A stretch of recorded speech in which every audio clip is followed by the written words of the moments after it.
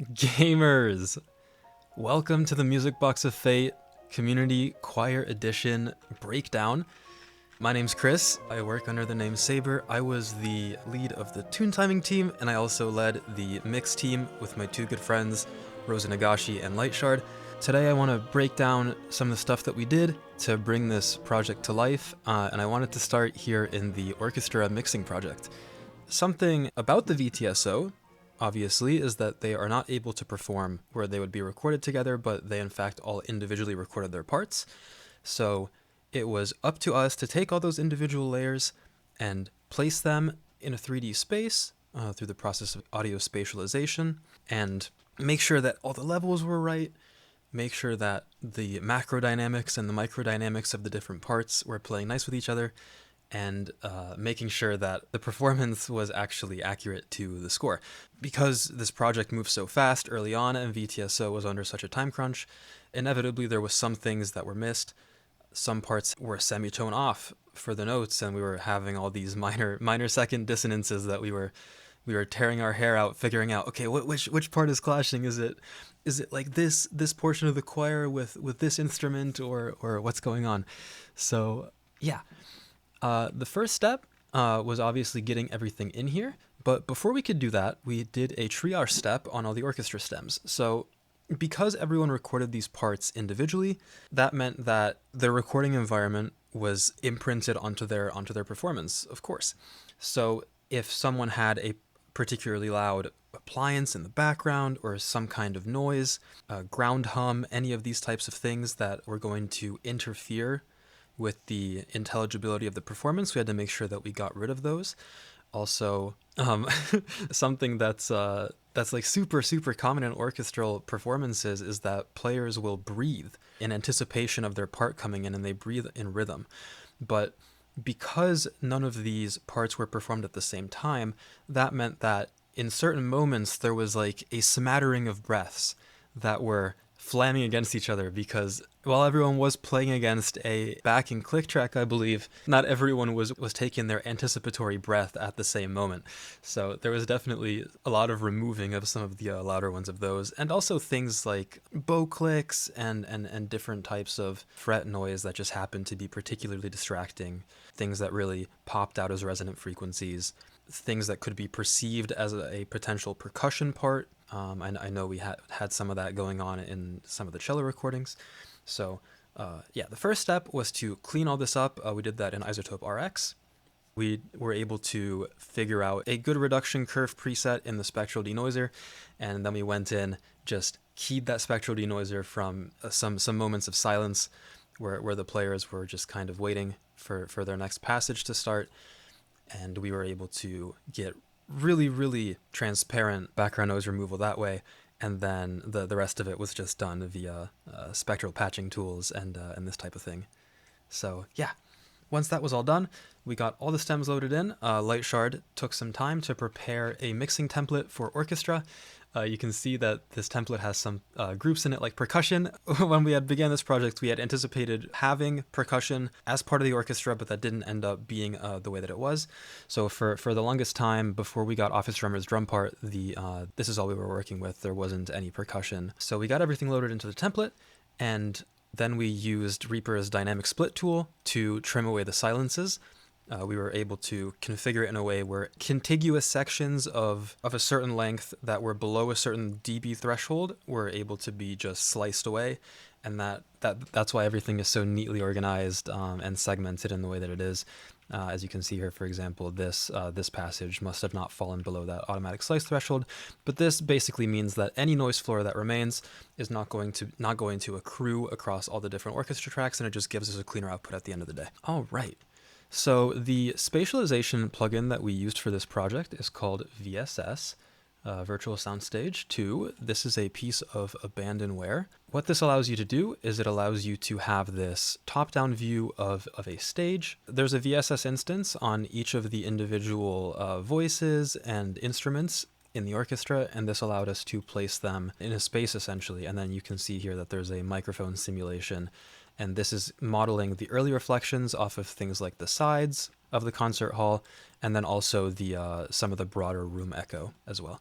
So we have group 2 for the actual instruments, and then group 3 is the spatialization for the VTSO choir, because there was some oohs and ahs arranged for the actual orchestral portion that were not covered by our community vocalists.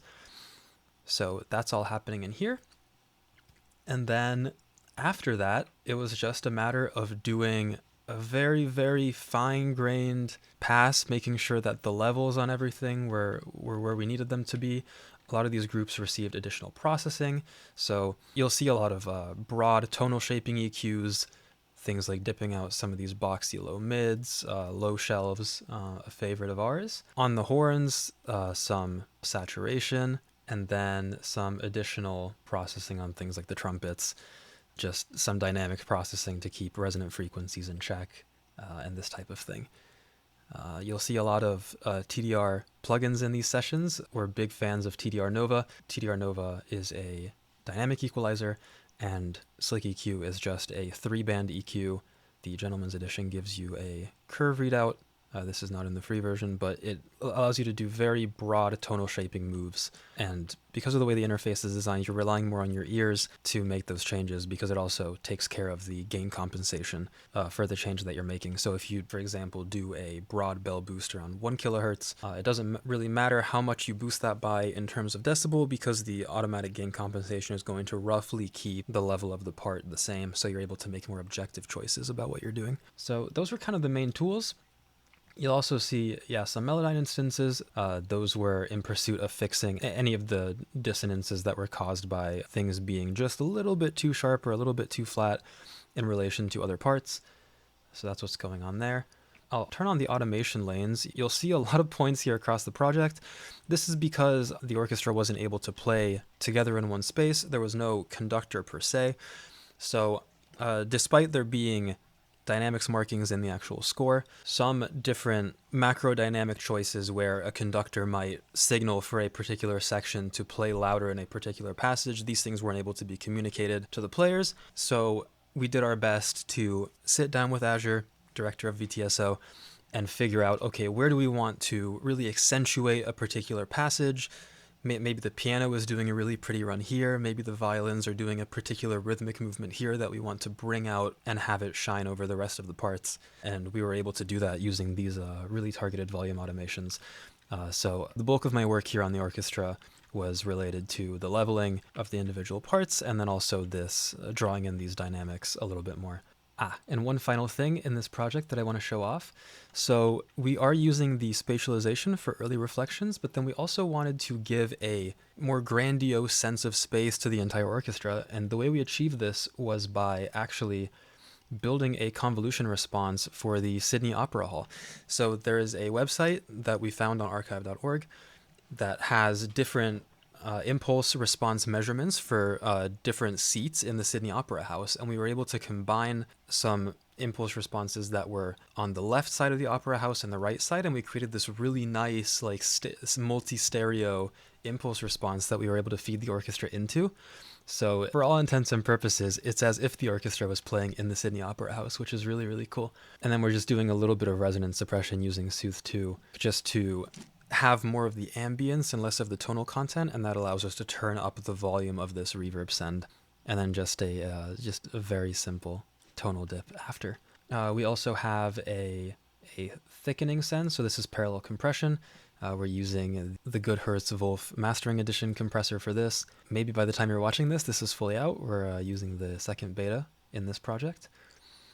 And then we have some additional precedence effect, early reflections, and then also a more substantial vintage verb concert hall model as well. And what this is doing is we're leveraging Reaper's ability to flip the left and right channel on the track level to essentially have the contents of a panned element sound like it's bouncing off the wall opposite to where it's panned and then coming into your opposing ear. So this really helps create a more immersive sense of space.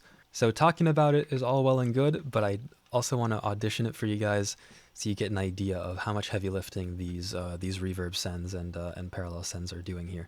So I'll play it with.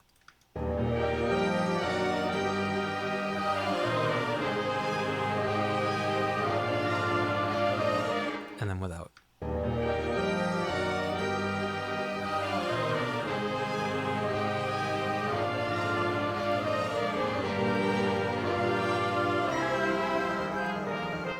It really helps make everything feel larger than life.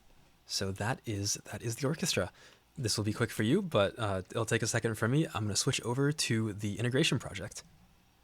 All right, so now we're over in the actual integration project. So this project is a bit rendered down from its initial state, so a lot of things are baked here, mainly the guest vocal stems, because this project was passed around between myself and Lightshard.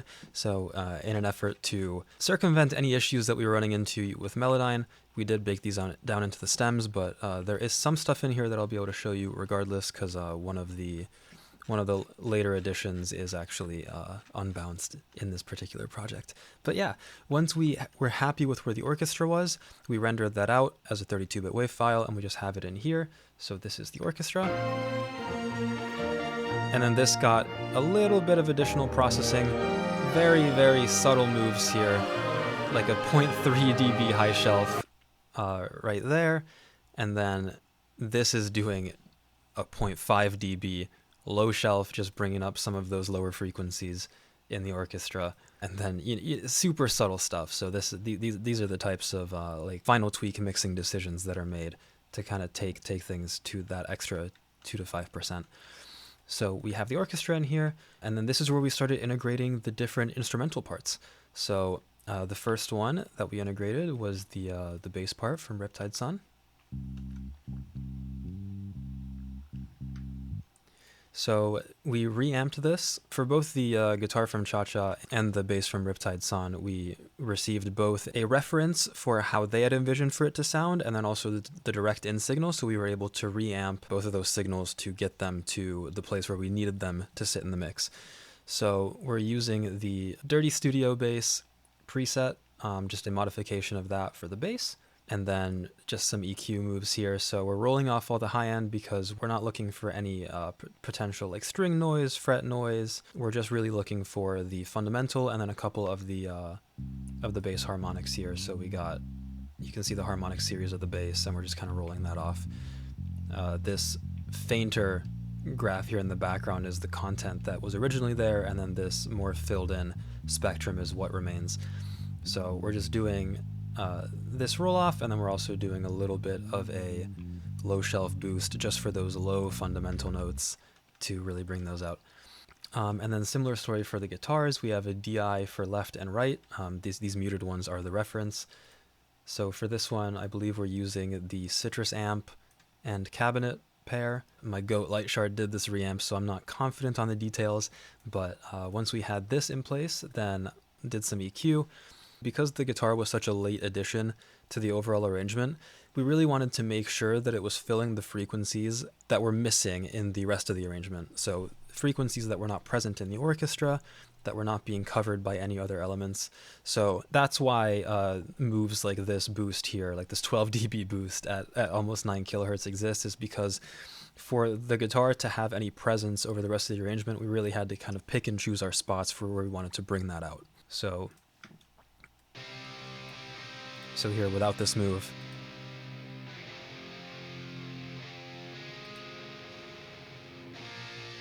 this really brings out the energy around your temples. If you envision the frequency spectrum as a like mapped onto your face, which is an analogy that Lightshard and I often like to use, the sensation that I feel with this move is that we're getting a lot more energy around the brow line. So in the context of the mix, this helps the guitar pop out.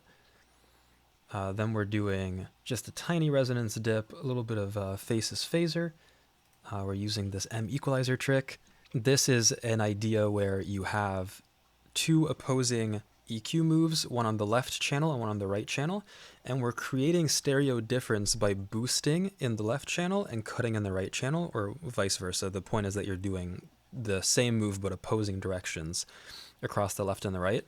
And in M equalizer, there's a really cool feature where if you make an EQ boost, you can then also propagate that boost to the harmonics of whatever frequency you're operating on. So that's how we're getting this like extended waviness up into the higher frequencies. That's a trick that Light Shard kind of introduced to me, and it really helps place things stereo placement wise.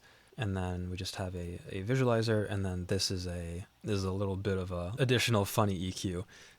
You just at some point, like, a particular EQ instance gets really complicated, and you don't want to deal with it anymore, so you just insert a new one and pretend the previous one doesn't exist. That's always the strategy that we like to use, and that's why some of these tracks end up having tons and tons of EQ instances on them. And then Office Drummer's drums. So for Office Drummer, we didn't receive like multiple mics for the actual drum kit. We just received a 2-track, which is totally fine. But one of the things that we wanted to do is we wanted to alter some stuff about the high cymbals. So how do you do that if you only have a 2-track? Well, the route that we decided to take is that you can leverage the predominant frequency content difference between things like the kick drum and the snare drum and the high cymbals, and use that to your advantage.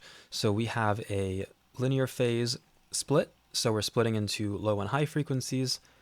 This is happening at 1.3 kilohertz.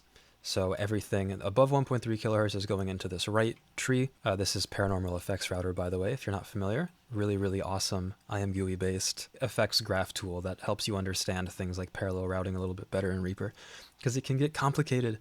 The sensation that I was feeling was that the pan position of the high-end cymbals felt like the rider crash cymbal in the right channel was further to the right than the hi-hat was to the left on the opposing side. So if you envision like a protractor from the top down, we're essentially just rotating that protractor by like 7% to the left, and we're just helping solidify like symmetrical parallel placement of those high-end cymbals just a little bit more than they were previously. So that was the first thing we did. And then we're using an instance of Cenozoics. This is a really good compressor from TB Tech. And we're leveraging the left-right unlinking to compress the left and right stereo channels independently of each other. And this is helping us control the volume of those high-end cymbals so that none of the cymbal hits are like super louder than any of the other ones, and we have a nicely controlled volume for that particular element. And then also just some resonance cleanups on the high end here, and a little bit probably from the snare kick down here, that type of stuff. We have 2 parallel sends on the drums. We're just doing 1 parallel compression send, so we're using Wolf compressor, full comp, full wet, moving the attack up to 2. This is helping us get a little bit of a more aggressive transient response out of this parallel compression, and we're just mixing that in. As you can see, minus 25 dBs on the meter, so this is a pretty subtle move, but it helps thicken things up. And then we're doing an additional passive parallel compression, and this is a what's known as New York style compression. So the idea behind New York style compression is that you're compressing really hard with really low release, and then you're just dipping out, essentially creating a V shape. So you're dipping out the mids. So the parallel signal that you're mixing in is predominantly low frequencies and high frequencies, and you're not introducing any additional mud in the mids. So those are the 2 things that we're doing here. And then once we got to this point, we realized that we wanted to make a little bit of change to the way that some of the individual drum hits sound. So for this, we were able to leverage some additional techniques that I'll go over here. This particular Pro MB is a multi-band compressor.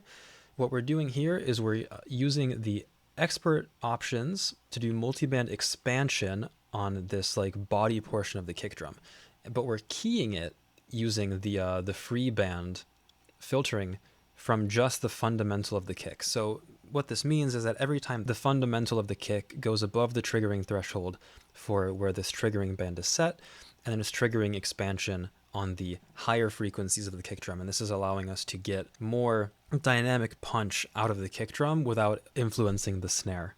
And then similarly, this move is for the snare fundamental. And this is just being keyed from the snare fundamental itself. So if I play this part,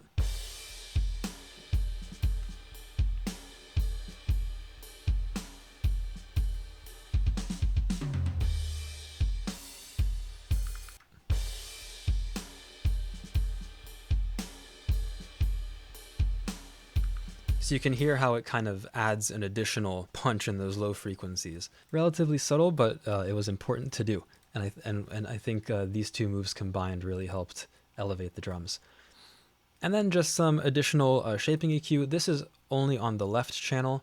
We're using linear phase mode here on this EQ, as well as any other EQ where we're doing split processing between mid and side or left and right.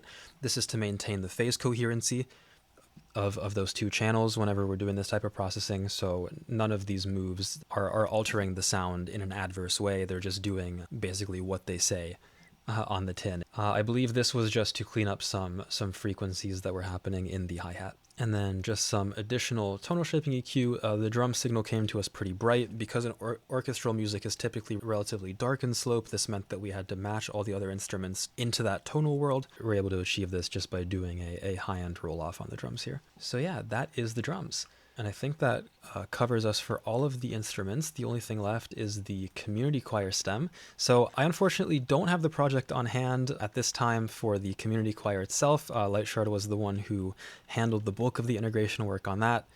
Shout out my goat Lightshard, go support him. He's amazing. But this is the community choir stem that ended up making it into the final. Even far apart, nothing will sway my heart.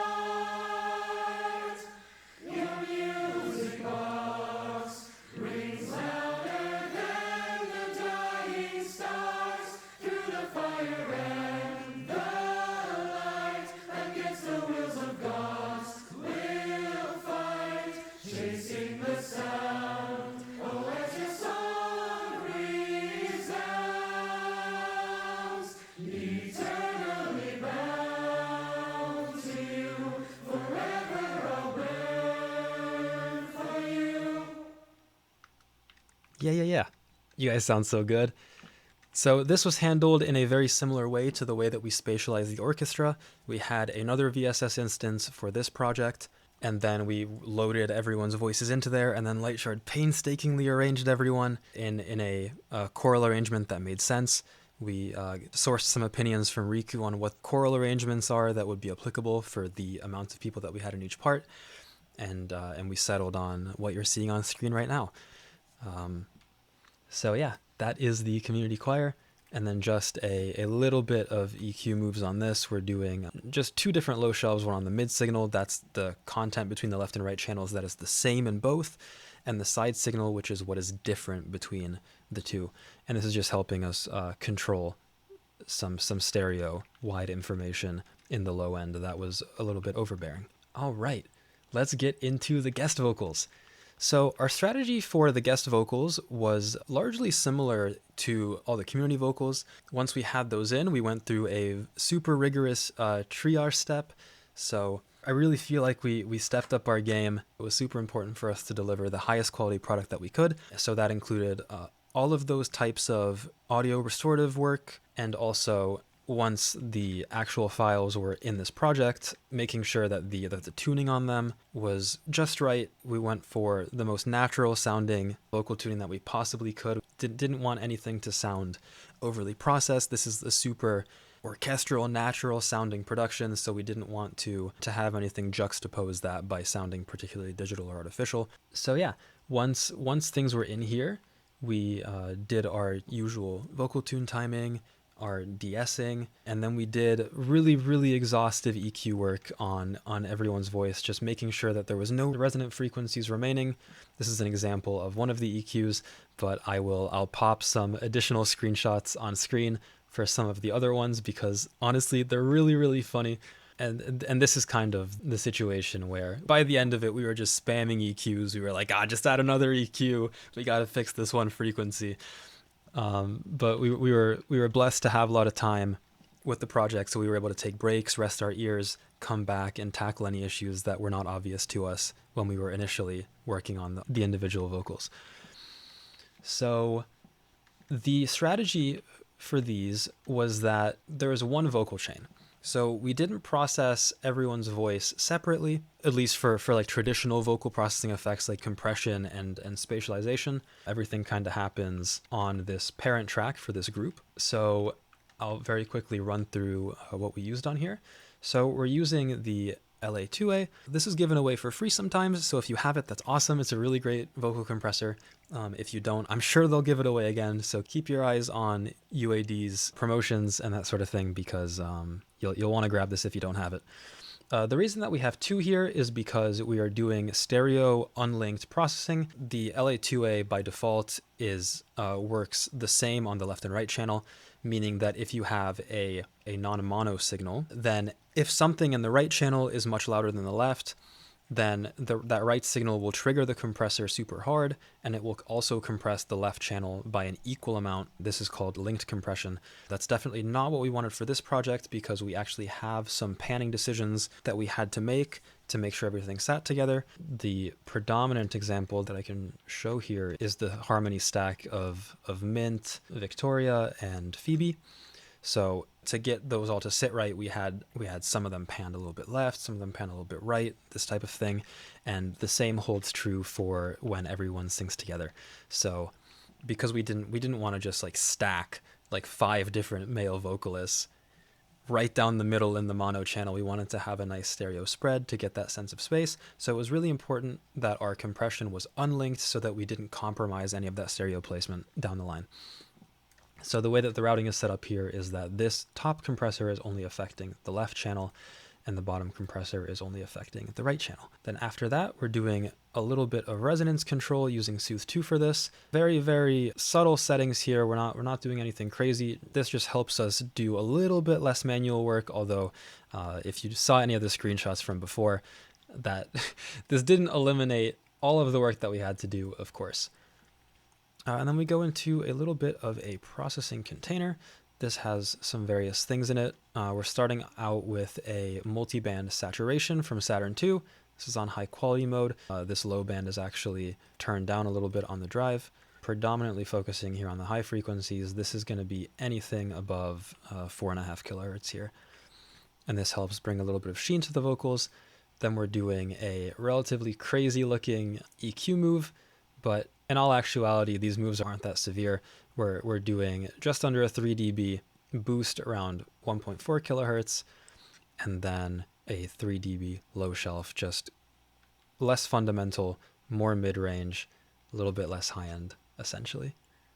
Or actually not a little bit less high-end, a little bit less 2.2K. I failed to realize that this was set to a bell. Then just a little bit more shaping. We're doing a presence boost around 4.2 kilohertz, 1.5 dB, and then a tiny bit of air above 10K.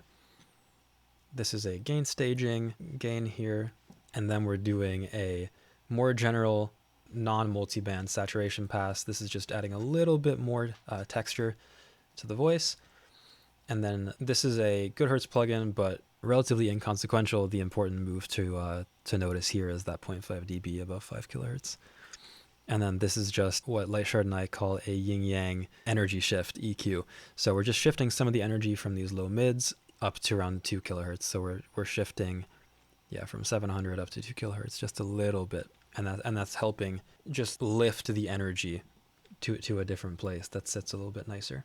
Then after that, we're going into de-essing.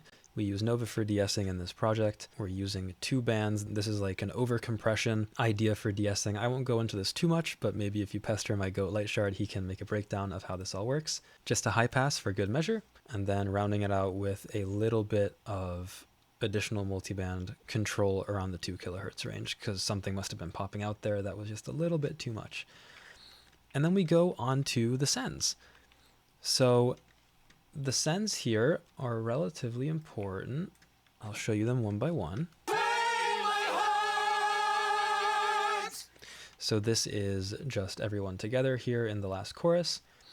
So the first thing that we add was a little bit of slapback spread. I'm using Valhalla delay for this. Just 20 milliseconds, single tap delay with the spread knob on -10. This is just delaying the left from the right channel, and this is giving this effect.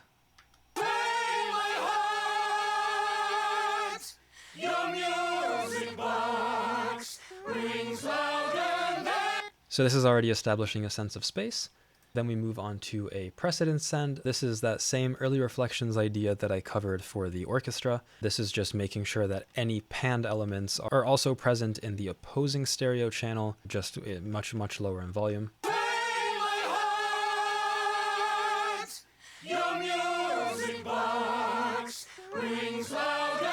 This is a very, very subtle move, but the sensation you might be able to feel is that in those lower mids, it's just adding a little bit more width, a little bit more body to that stereo signal. And then we have a little bit of reverb. Using vintage verb for this, just under 2 seconds.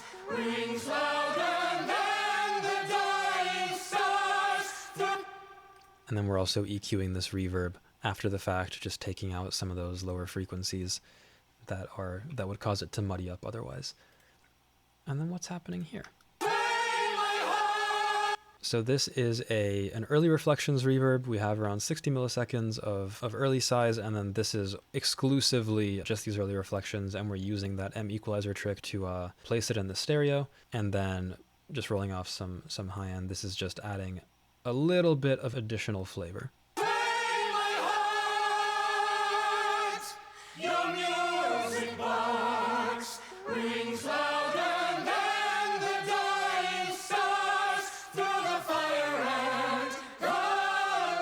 It just introduces some richness that isn't there without it.